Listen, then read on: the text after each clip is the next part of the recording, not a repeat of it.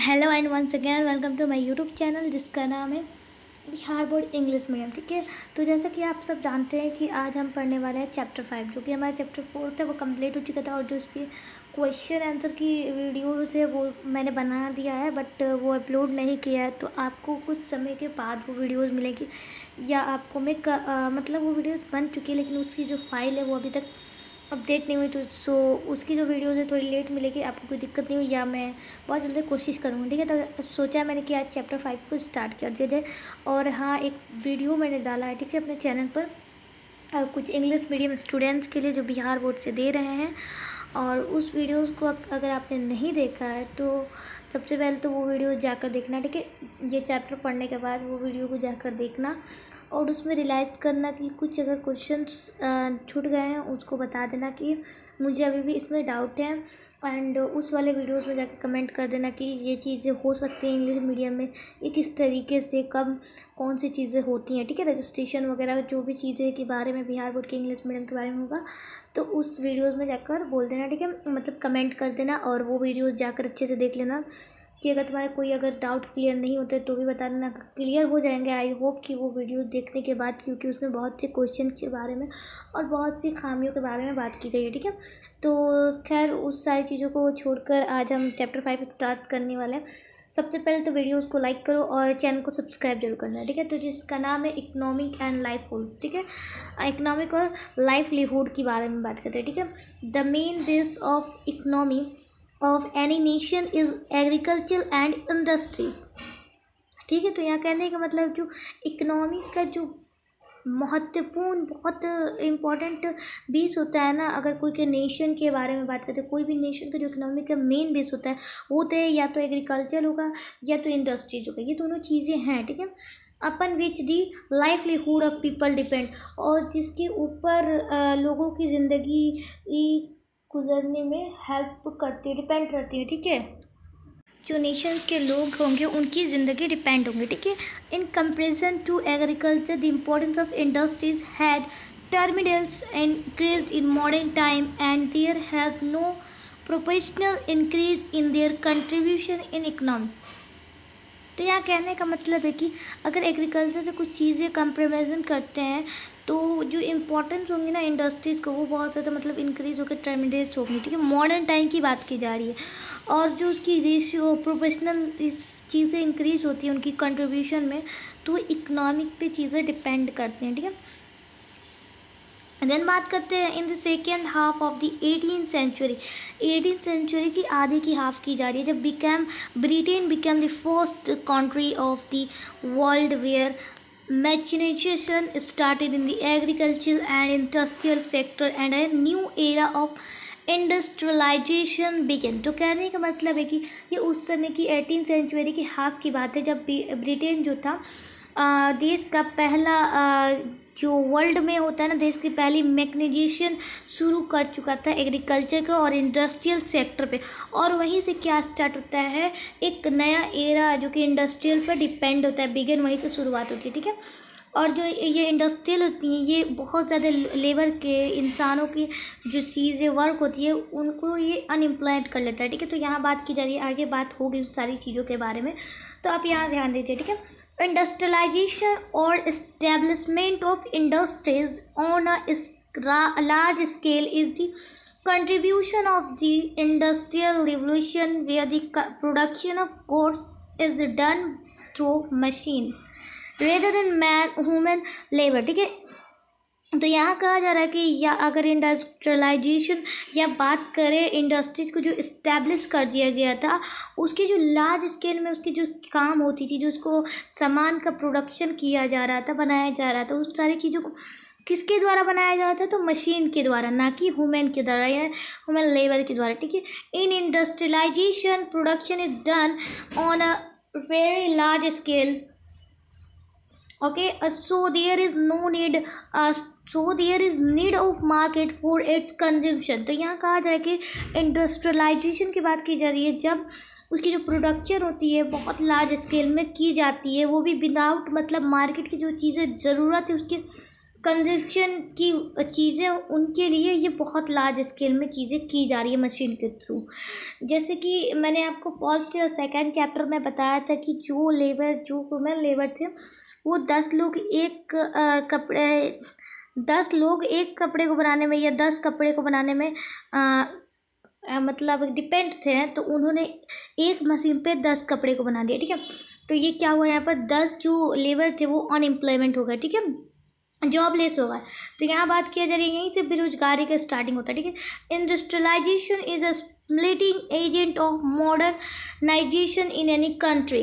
तो यहाँ कहा जा रहा है इंडस्ट्रियलाइजेशन एक स्प्लिटिंग एजेंट है जो कि मॉडर्न एरा में मॉडर्नाइजेशन के एक कंट्री में एजेंट का तरह काम करता है, ठीक है। It's depend on the invention of latest new machines and technical development.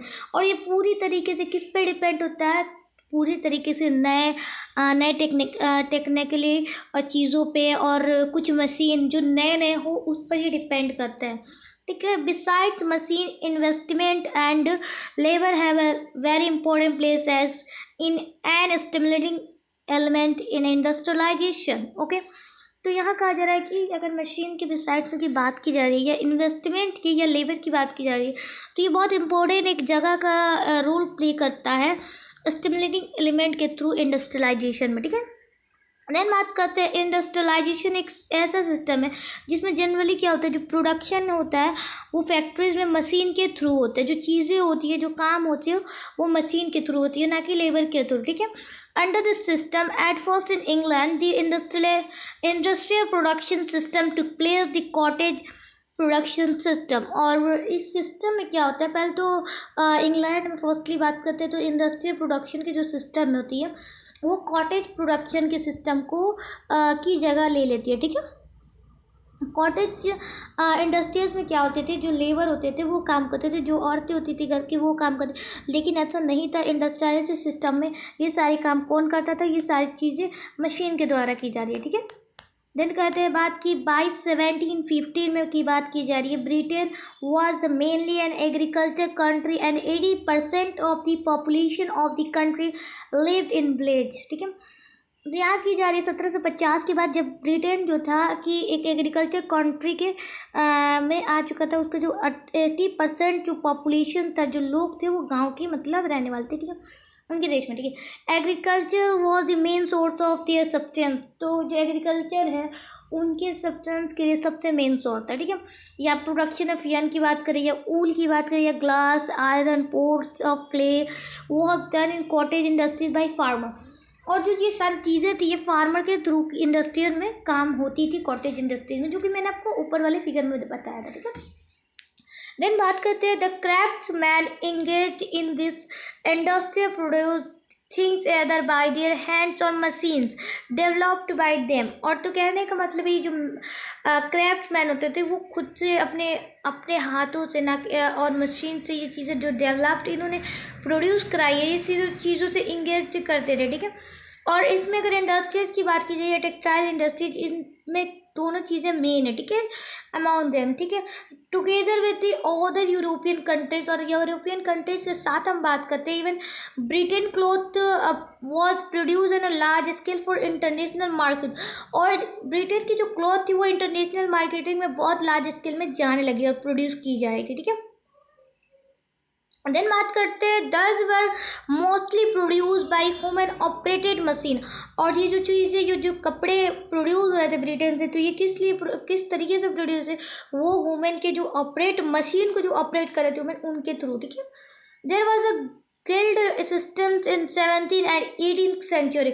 और इसमें एक गिल्ड सिस्टम आया 17 या 18th सेंचुरी की बात की जाए, ठीक है। The producer related to guild were famous for their expertise and specialist. और ये चीज़ें जो थी वो बहुत ज़्यादा फेमस थी, ठीक है। और they had monopoly on the trade. और इन्होंने एक मोनोप्ले निकाला इस ट्रेड में, ठीक है। So the merchant move towards villages due to encourage demand. और जो लोग थे, जो मर्चेंट थे, वो बहुत ज़्यादा डिमांड की बढ़ने की वजह से वो विलेज में जाने लगे, ठीक है। They began to take work from the farmers and labours of the village, और उन्होंने जो वर्क को फार्मर और लेबर को देना स्टार्ट कर दिया जो गांव के लोग थे, ठीक है। They kept the farmers and laborers in their control by impeding them training the demand of produced goods, open way of employment in villages also, and cottage industry procures a lot of participation of women, children increased with the male person।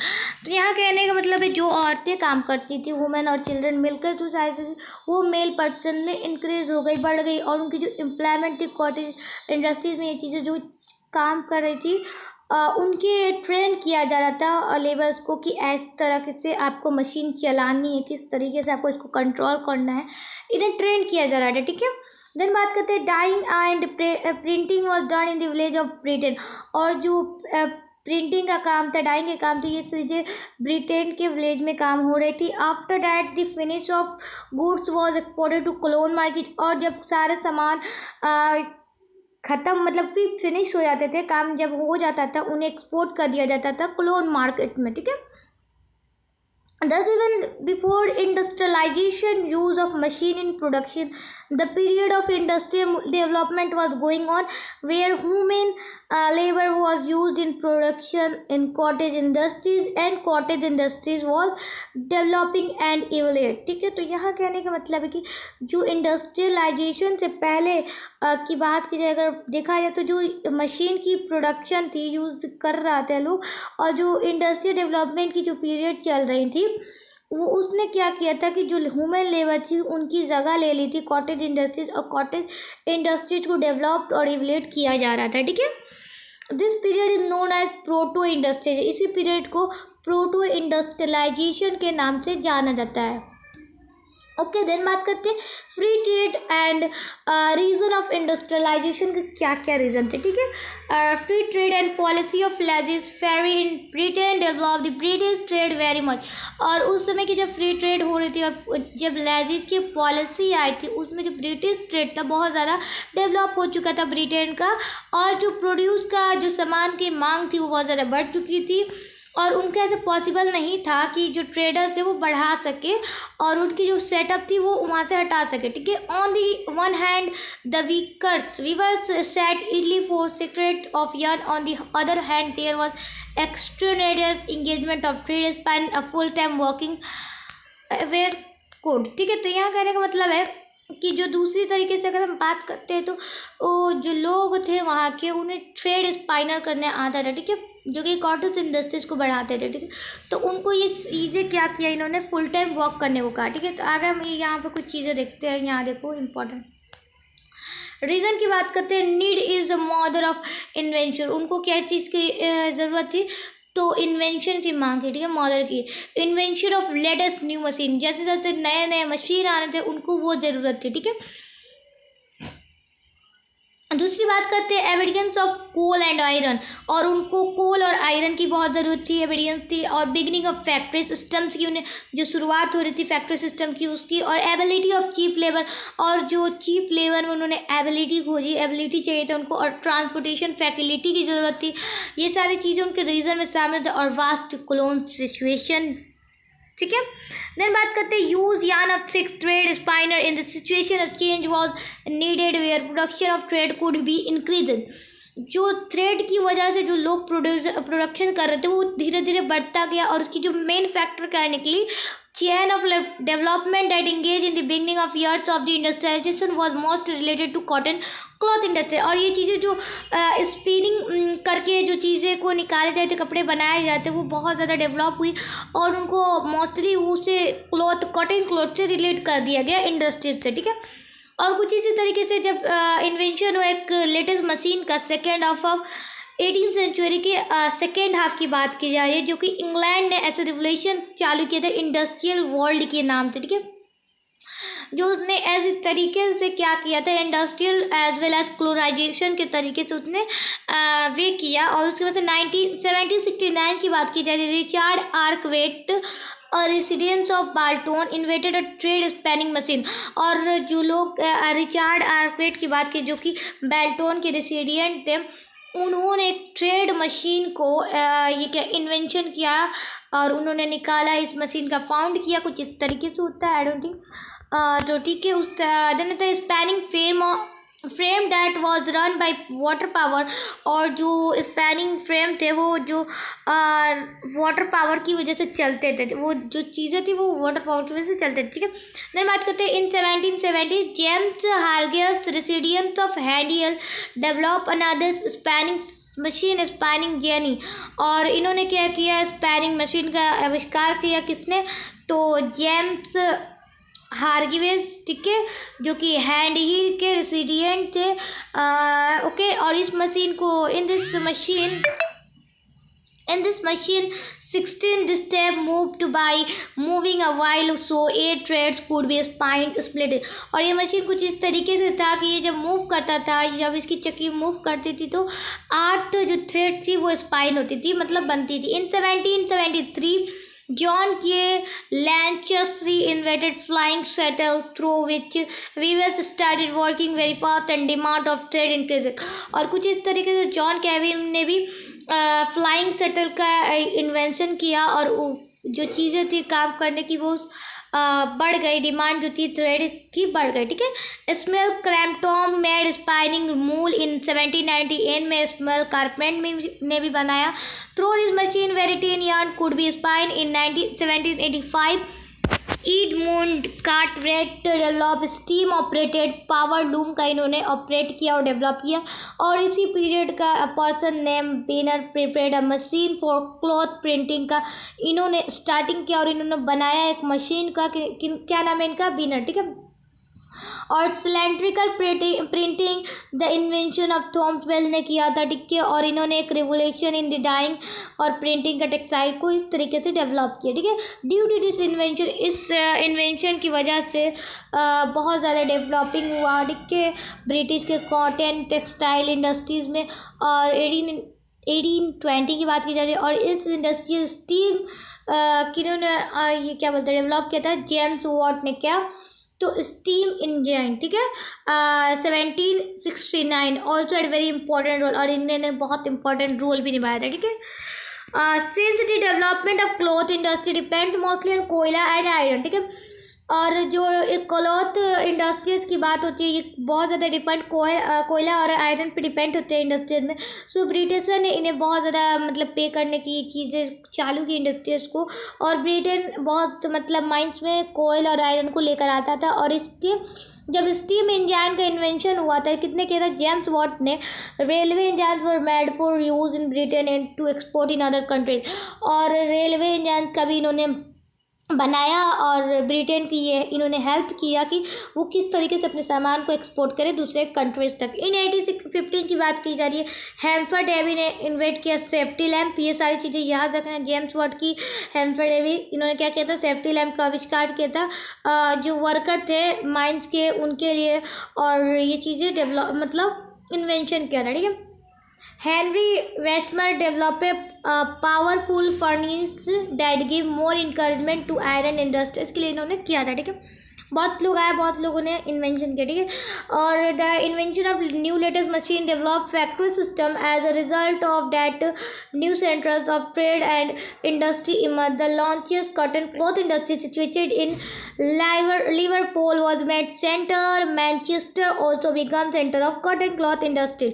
तो यहाँ कहने का मतलब है कि जो चीज़ें invention हो रही थी, लेटेस्ट न्यू चीज मशीन आ रही थी, वो फैक्ट्री सिस्टम को डेवलप कर थी, और इनके जो रिजल्ट सामने आए वो बहुत मतलब ट्रेड के सेंटर्स में आगे ले जाए थी, इंडस्ट्रीज को इमर्ज कर रही थी। ठीक है, और कुछ इस तरीके से लॉन्च चैंसरी जिन्होंने था, तो उन्होंने कॉटन क्लॉथ इंडस्ट्रीज को सिचुएट किया। ठीक है, और कहाँ के, तो लिवरपूल पर। ठीक है, और इन्होंने सेंटर में बनाया था। ठीक है, और इसी तरीके से मैनचेस्टर ने भी एक बहुत बड़ा बिग सेंटर में उन्होंने क्लॉथ सेंटर किया, क्लॉथ का कॉटन क्लॉथ का इंडस्ट्रीज बनाया। आफ्टर 1805 1805 की बात की जा रही है, New South Wales become a centre of wool production and large sheep farms were establish, और उन्होंने न्यू साउथ वेल्स से जिन्होंने बाद में जाके शिप फार्म्स को एस्टेब्लिश किया। Silk industries and liner industries also fuse in Britain, और सिल्क इंडस्ट्रीज और कुछ लाइनर इंडस्ट्रीज को भी लाइनर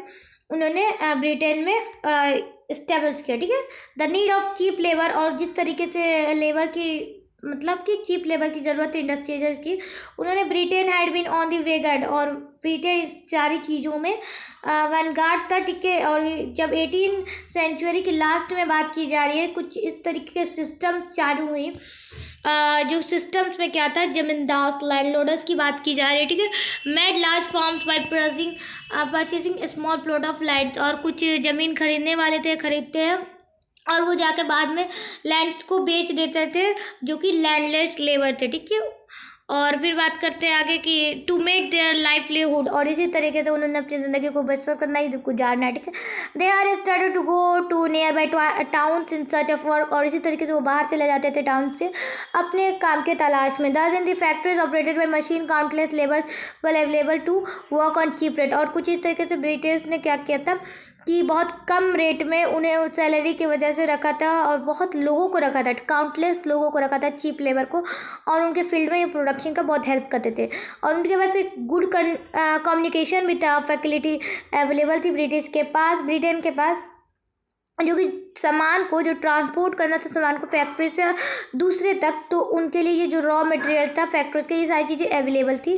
और बिफोर बिगनिंग ऑफ रेलवे, जब रेलवे की शुरुआत तो होने से पहले, the trade was done through river ways and sea route, और जो रेलवे जब नहीं बना था उससे पहले की बात की जा रही है, ये चीज़ें किस तरीके से जाती थी, तो या तो नदी के किनारे से या तो सी रूट से, ठीक है, समुद्र के वजह से, ठीक है। The goods bought in river ships were easily taken to sea ships और कोस्टल, और जो सामान थी वो ईजली नदी से लेकर, नदी वाले शिप से लेकर समुद्र वाले शिप या कोस्टर तक लेकर जाया जा सकता था, ठीक है, इजली।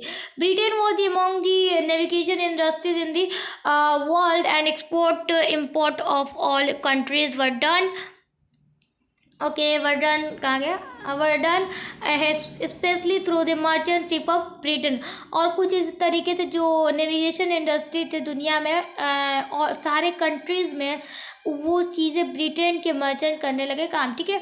सारी चीज़ ब्रिटेन के चीज़ में थी, और इसका इकोनॉमिक में बहुत ज़्यादा हेल्पफुल मिला उनको, और जो स्पीड ऑफ इंडस्ट्रियलाइजेशन थी वो बढ़ने लगी, ठीक है। और जो क्लोन इस्टेब्लिश किया गया था ब्रिटेन में, वो भी कंट्रीब्यूशन बन के बाद में जाके इंडस्ट्रियलाइजेशन के टुवर्ड्स में आया, और इस तरीके से ये ब्रिटेन के लिए बहुत ईजी था रॉ मटेरियल को परचेस करना, वो भी चीप रेट में, ठीक है, बहुत कम दाम में क्लोन के हिसाब से, ठीक है। और इस तरीके से वो अपने प्रोडक्ट को सेल करते थे हाई रेट में, वो रॉ मटेरियल को लेते थे चीप रेट में लेकिन बेचते थे हाई रेट में, और लेबर्स को भी चीप रेट देते थे, सैलरी उनकी मेहनत के हिसाब से नहीं, उनकी मजबूरी के हिसाब से, ठीक है। कुछ इस तरीके से ब्रिटेन ने अपना औकात दिखाया, ठीक है, बोले तो बात करो। और ये कॉलोनाइलिज्म की बात करते हैं तो ये हम नेक्स्ट डे पढ़ेंगे नेक्स्ट वीडियोस के साथ, एंड तब तक के लिए आप चैनल को सब्सक्राइब करें, वीडियोस को लाइक करें, और वीडियोस को पूरा देखें। अगर कहीं नहीं समझ में आए तो फिर से वीडियोस को रिटर्न देखें, क्योंकि ये हिस्ट्री है, बहुत चीज़ें नहीं समझ में आती है, बहुत चीज़ें समझ में आती हैं, और हिस्ट्री तो कुछ ज़्यादा ही अच्छी चीज़ है कि जो इतिहास है, तो इसको ज़्यादातर रखने की ज़रूरत है। इसको बस एक बार पढ़ लो, देन नवंबर से अपनी जो रिवीजन होती है उसे स्टार्ट कर लेना। अभी पढ़ लो इसको, सिलेबस अभी कंप्लीट करो, सिलेबस कंप्लीट हो जाएगा तो तुम अपने लेने अपने रिजल्ट के लिए पढ़ना, ठीक है। देन बात करते हैं ये नेक्स्ट डे हम पढ़ाएंगे, तब तक के लिए चैनल को सब्सक्राइब करें, बाय बाय।